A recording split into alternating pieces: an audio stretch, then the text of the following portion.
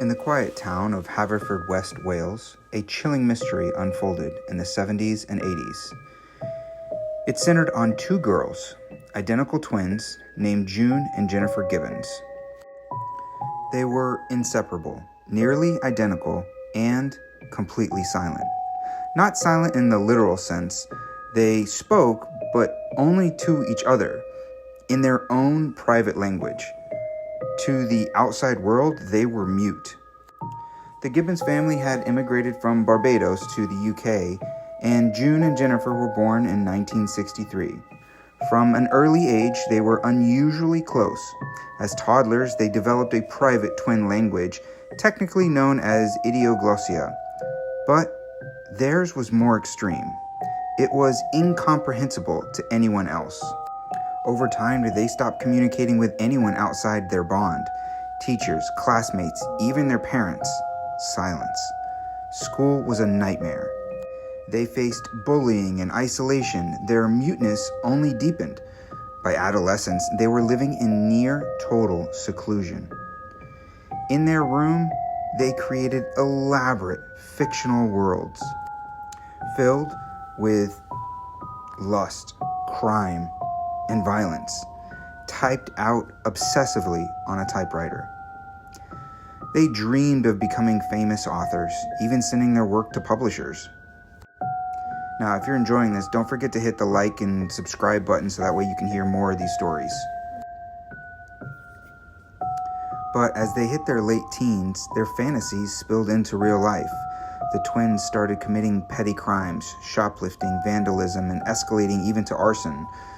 They were caught, tried, and sentenced, but instead of jail, they were sent to a high-security psychiatric hospital where they would spend 11 years. They were the youngest there, and they were quite possibly the most mysterious. At Broadmoor, psychiatrists tried to understand them. Tests showed they were of normal intelligence, but their silence persisted. Sometimes they would mirror each other's actions, like blinking at the same time, moving in sync, as if their identities were not just close, but fused. They often wrote in their diaries about feeling trapped. June once wrote, "We've become fatal enemies in each other's eyes." One of the most chilling parts of their story came just before their release. Jennifer reportedly told a journalist, "I'm going to die. We've decided." When questioned, she explained that for one twin to live freely, the other must die. Shortly after their transfer to a lower security facility in 1993, Jennifer did in fact die suddenly at age of 29. The cause was acute myocarditis, inflammation of the heart. But no drugs, poison, or trauma were found. It was medically unexplainable. June was released shortly after, and then she spoke. She began a quiet, independent life. She gave interviews, she visited her sister's grave, and she never returned to psychiatric care. It's as if with Jennifer gone, the bond, no matter how toxic, was broken. And June was finally free. So was Jennifer's death a coincidence or something darker?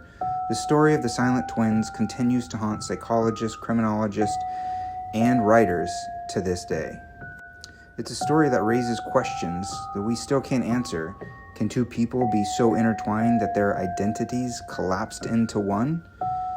And then what happens if they break free?